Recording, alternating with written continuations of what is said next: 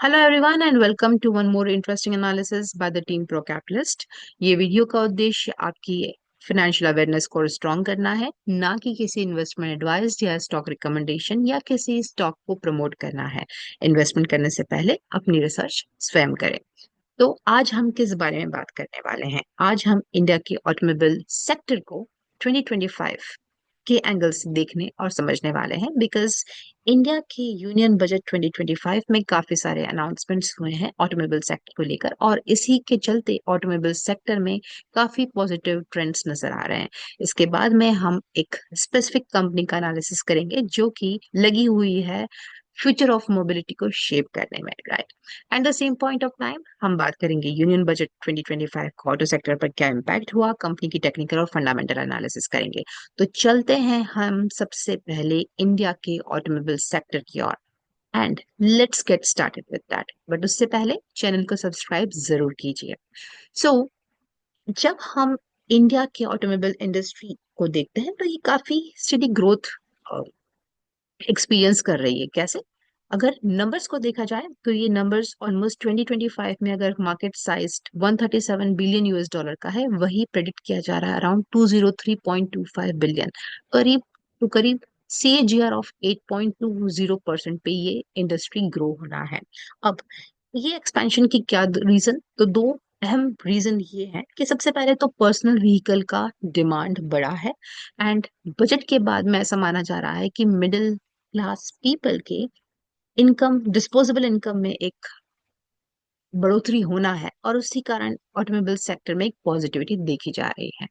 अब अगर हम बात करें ऑटोमोबाइल इंडस्ट्री के बारे में, ऑटोमोबाइल इंडस्ट्री की अगर एनालिसिस करते हैं तो काफी क्लियरली है कि इंडिया का ऑटोमोटिव सेक्टर काफी सिग्निफिकेंट ट्रांसफॉर्मेशन और शिफ्ट दिख रहा है, जहाँ पे एम्फेसाइज किया जा रहा है लोकलाइजेशन में और इलेक्ट्रिफिकेशन को लेकर। तो काफी पॉलिसी लेवल शिफ्ट देखने को जा रहे हैं, और आत्मनिर्भर भारत इनिशिएटिव के चलते ये कोशिश की जा रही है कि हम लोकली मटेरियल को क्रिएट करें, जनरेट करें, और ताकि 18,000 से 20,000 करोड़ का ये जो इंपोर्ट हम करते थे, उस पर कहीं ना कहीं रिलायंस, जो हमारा डिपेंडेंसी है, उसे रिड्यूस करें।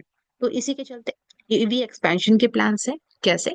बिकॉज सी, ये इकोनॉमिक टाइम्स की न्यूज थी, ये रोटर की न्यूज है, और ये क्लियरली बता रही है कि गवर्नमेंट चाहती है कि 2030 तक ईवी व्हीकल्स का मार्केट इंडिया में ऑलमोस्ट 30% से ग्रो। हालांकि इस इस न्यूज के चलते काफी सारे initiatives car makers in India ने लिए हैं all together to launch dozens of new EVs. अगर एट प्रेजेंट ईवी का ग्रोथ देखा जाए तो ईवी का ग्रोथ काफी इनिशियल स्टेज पर है, इंडिया में स्लो है, almost 13% in the year 2024। But हाँ, अगर गवर्नमेंट जहाँ अपने टैक्स बेनिफिट फंडिंग और सब्सिडीज के चलते ग्रीन मोबिलिटी और ईवी को इंसेंटिवाइज कर रही है, तो डेफिनेटली हम डेवलपमेंट देख सकते हैं कि इंडियन ऑटोमोबाइल सेक्टर में ईवी एक्सपेंशन को लेकर, लोकलाइजेशन को लेकर काफी पॉजिटिव ट्रेंड है। अब हम बात कर रहे हैं उस कंपनी की जिस कंपनी ने बीड़ा उठाया है riding with India for the world. Why we are talking about this company? The very first reason is this is the top one, that is the first, right, top manufacturer of the two-wheelers in the world across the globe. And why it is so? Because this company focuses towards innovation and sustainability. Apart from that, अगर company के products का portfolio देखें या product segments देखें तो काफी clearly company ने अपने डिफरेंट सेगमेंट्स यहाँ रिफ्लेक्ट कर रखे हैं: स्कूटर्स, रीडा, motorcycles, motor sports and what not. And when we talk about the geographical footprint of the company, तो ऑलमोस्ट 48 कंट्रीज में कंपनी ने अपने पद चिन्ह लगा रखे हैं, छाप रखे हैं, और कंपनी काफी इनोवेटिवली R&D करने में लगी हुई है, एक्सीलेंस को मीट करने में लगी हुई है फ्रॉम लास्ट 40 years। इतना ही नहीं, कंपनी के Q3 FY25 के रिजल्ट्स रिसेंटली रिलीज हुए हैं, और काफी पॉजिटिवली कंपनी के बॉटम लाइन और टॉप लाइन में हम इम्पैक्ट देख सकते हैं कि कंपनी का नेट प्रॉफिट जहां 12% से बढ़ा है, वहीं रेवेन्यू के अंदर 5% का इजाफा नजर आया है। इतना ही नहीं, कंपनी ने अपने शेयर होल्डर्स को ऑलमोस्ट 100 रुपी का इंटरिम डिविडेंड दिया है पर शेयर। इसी के चलते ये क्रूशियल हो जाता है जानना कि कंपनी के स्टॉक्स में किस तरह की ग्रोथ हम देख सकते हैं और कंपनी के फंडामेंटल्स और टेक्निकल्स से हम क्या लर्न कर सकते हैं. So let's get started. And before getting into fundamental and technicals, company is also having certain expansion plans, which I really missed to share with you. And company is about to launch the electric scooters in UK and Europe. तो product को लेकर, sustainability को लेकर, innovation को लेकर, market share को बढ़ाने को लेकर कंपनी के काफी सारे इनिशिएटिव्स हैं. अब हम बात करें हीरो मोटर कॉर्प की, तो कौन इस कंपनी को नहीं जानता. हमारी बचपन की साइकिल की brand, we started with Hero cycles, isn't it? And then we know more about the Hero brand with Hero Honda as the name, and now it is known as Hero MotoCorp. अगर company के market capitalisation के बारे में बात करें तो आज company के स्टॉक, कंपनी की मार्केट वैल्यू 83,868 करोड़ है. वहीं कंपनी के एक शेयर की बुक वैल्यू बुक्स में जहां 951 रुपी है, उसका एक शेयर आज 4197 के रेट पर ट्रेड कर रहा है.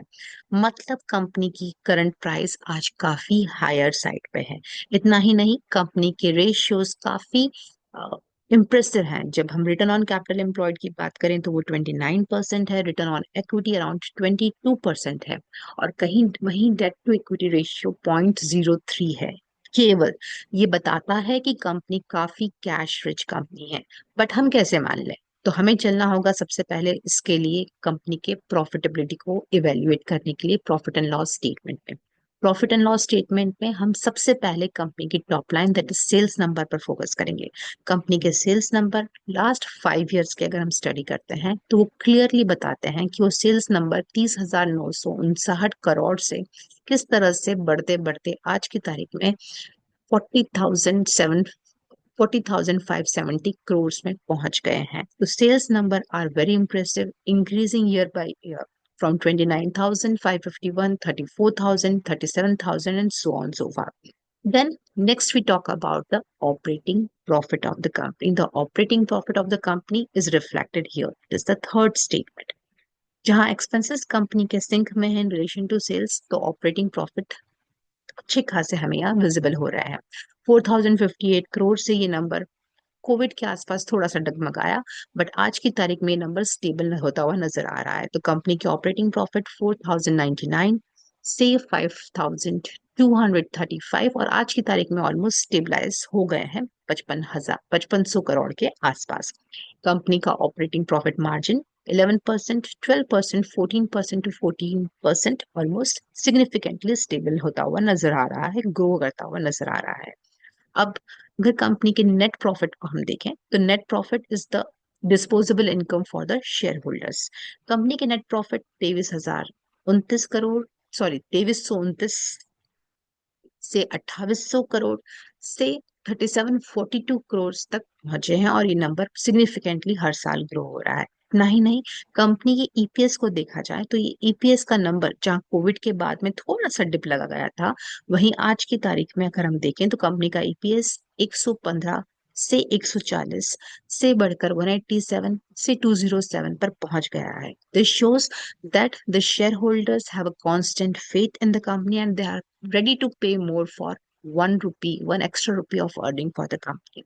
अपार्ट फ्रॉम दैट, अगर हम कंपनी के डिविडेंड पे आउट को देखें तो डिविडेंड पे आउट कंपनी का काफी हेल्दी है, which is around in the range of 72 to 80. तो 72%, 82%, 71 से 75%, मतलब ऑलमोस्ट 70 to 80% का कंपनी डिविडेंड पे आउट देकर अपने शेयर होल्डर्स को खुश रखती है. इतना ही नहीं, कंपनी के return on equity last year में ऑलमोस्ट 22% रहे. ये काफी इंप्रेसिव नंबर है. स्टॉक प्राइसेस में डेफिनेटली थोड़ा डामाडोल हुआ है, बिकॉज पूरा ही स्टॉक मार्केट में काफी करेक्शंस हम सभी ने ऑब्जर्व करे हैं. अब बात करते हैं कंपनी की बैलेंस शीट की. तो प्रॉफिट एंड लॉस ये क्लियरली विजिबल है, बताता है कि कंपनी के प्रॉफिट एंड लॉस स्टेटमेंट ये क्लियरली शो करते हैं कि profits, the top line and the bottom line, the sales revenue are very strong and the profits are also very strong. अब कंपनी की बैलेंस शीट को देखें तो बैलेंस शीट में दो इंपॉर्टेंट एस्पेक्ट्स हम देखते हैं, एसेट्स एंड लाइबिलिटीज. लाइबिलिटीज के अंदर रिजर्व्स पार्ट में ये क्लियरली विजिबल है कि लास्ट 4 इयर्स में कंपनी के रिजर्व्स 15,376 से लेकर 16,616 करोड़ से लेकर आज की तारीख में अगर हम देखें तो सितंबर 2024 के नंबर बताते हैं कि वो 18,971 करोड़ तक पहुंच गए हैं। वनस्पत कंपनी का डेट रेशियो कर देगा, कंपनी के डेट को देखा जाए तो कंपनी का बोरोइंग्स काफी निग्लिजिबल है।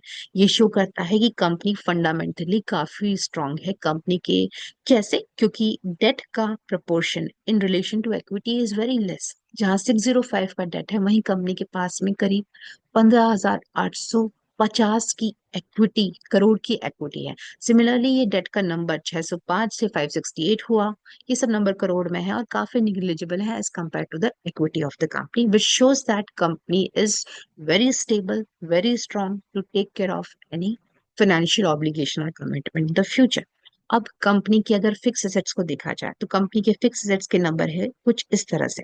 कंपनी के फिक्स एसेट्स जहां 6,159 करोड़ थे, वहीं बढ़कर 6,232 करोड़ से आज कुछ 6,500 करोड़ के आसपास चल रहे हैं। मतलब कंपनी काफी माइंडफुली अपने फिक्स एसेट्स में इन्वेस्ट करने में लगी हुई है। कंपनी के इन्वेस्टमेंट्स को देखें तो ये काफी इंप्रेसिव नंबर है। कैसे? जब कंपनी किसी के पास में भी, किसी भी इंडिविजुअल या कंपनी के बारे में बात करें, तो जब उनके पास में डिस्पोजेबल इनकम अच्छा होता है तभी इन्वेस्टमेंट्स के नंबर बढ़ते हैं। तो यहाँ ये इन्वेस्टमेंट के नंबर जहाँ 10,528 करोड़ थे, वही बढ़ के कुछ इस तरह से आज की तारीख में अराउंड 15,000 करोड़ के आसपास हो गए, which is again a good sign looking to the September 2024 number. Now the next aspect to consider is the cash flow statement. तो बैलेंस शीट को देखने के बाद में ये तो काफी क्लियर हो गया कि कंपनी की बैलेंस शीट में एसेट्स काफी स्ट्रांग है, कंपनी की बोरोइंग्स ऑलमोस्ट निग्लिजिबल है और कंपनी प्रोएक्टिवली अपने पैसे को यूज कर रही है इन्वेस्टमेंट्स करके, फिक्स एसेट्स में, that is property plant and equipment में निवेश करके। बात आती है कंपनी के कैश फ्लोज के बारे में। कंपनी के कैश फ्लोज में हम तीन मेजर एक्टिविटीज को देखते हैं। फर्स्ट है ऑपरेटिंग, सेकंड है इन्वेस्टिंग और फाइनेंसिंग। ऑपरेटिंग एक्टिविटीज से रिलेटेड कैश फ्लोज को अगर देखा जाए तो वो कुछ इस तरह है। मार्च 2022 से अगर मार्च 24 का कंपैरिजन किया जाए तो ऑलमोस्ट डबल से भी ज्यादा, मतलब 2,104 करोड़ से cash flow from operating activities बढ़कर हो गया है 4,923 March 2024 में, which shows very clearly that company is generating good cash flow from business operation। उतना ही नहीं, कंपनी के अगर cash flow from investing activities के बारे में देखा जाए तो मार्च 2024 ने कंपनी ने एक ह्यूज आउटफ्लो किया है इन्वेस्टिंग एक्टिविटीज को लेकर। मतलब कंपनी काफी प्रोएक्टिवली अपने investments in financial assets, in the physical assets को मैनेज कर रही है। And cash flow from financing activities भी 3 इयर्स, लास्ट 3 इयर्स में नेगेटिव है, मतलब आउटफ्लो दिखा है। यहाँ घबराने की बात नहीं है, because this shows very clearly कि कंपनी अपने कैश फ्लो को मैनेज कर रही है इफेक्टिवली। ज्यादा कैश है, चलो बाहर के ऑब्लिगेशंस चुका दो। So this shows that the company is managing cash very effectively. अब ये देखने के बाद में कंपनी के रेशियोज को देखना बनते ही बनते हैं। तो कंपनी के रेशियोज क्या कह रहे हैं, let's have a look on this. Company के रेशियोज फेस पे भी अवेलेबल है। Yes, here we go. Company का return on equity is a decent number. Return on capital employed is a decent number, which is 29%. And company का debt equity ratio is almost negligible. अब ये कैसे मान ले? So let's have a look on the peers of the company. Company की competitors, peer company को अगर comparison करें तो कंपनी का पी जहां आज 20.26 है, जो कि काफी लो है industry P which is 47.91। Apart from that, अगर कंपनी की रिटर्न ऑन कैपिटल एम्प्लॉयड के नंबर्स अपने पीयर से कंपेयर किए जाए तो ये काफी डिसेंट है, जो कि 29.09 है। इंडस्ट्री एवरेज ऑलमोस्ट 17-18% का है। वहीं कंपनी का return on equity is again around the industry average, which is around 22%. So, and the next part is the interest coverage ratio. ये काफी strong है, ये बताता है very clearly कि कंपनी का इंटरेस्ट ऑब्लिगेशन को टेक केयर करने का स्टेमिना काफी स्ट्रांग है as compare to the competitors, right.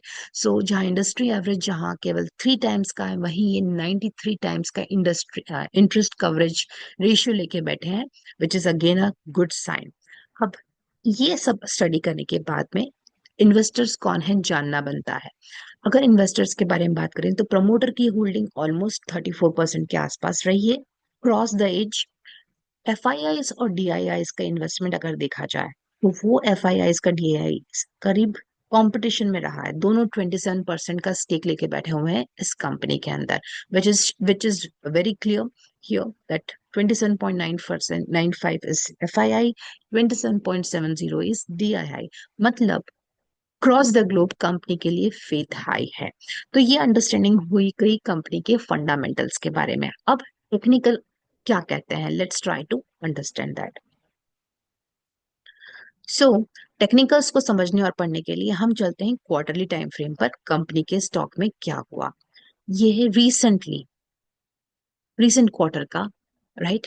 अगर हम देखें तो 31 दिसंबर 2024 पे जब क्वार्टर क्लोज हुआ तो ऑलमोस्ट इस स्टॉक के अंदर एक बड़ा सारा सेलिंग प्रेशर नजर आया, मार्केट में भी सेलिंग प्रेशर था।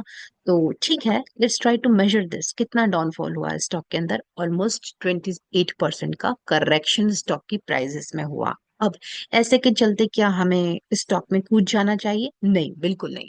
हमें स्टॉक की प्राइस मूवमेंट को समझना चाहिए और उसका बेस्ट तरीका है उस स्टॉक की टेक्निकल एनालिसिस करना।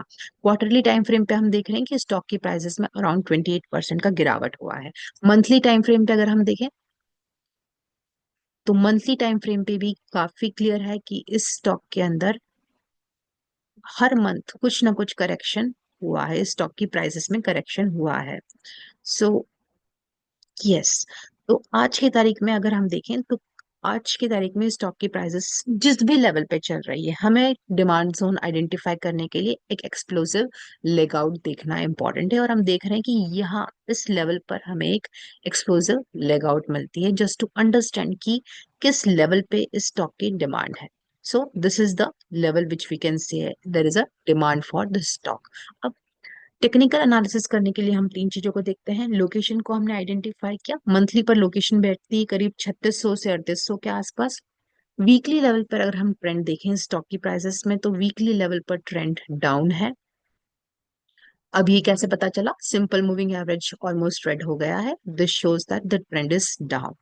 अब जब ट्रेंड डाउन है तो मेरा एक्सपीरियंस कहता है कि don't go against the trend, right?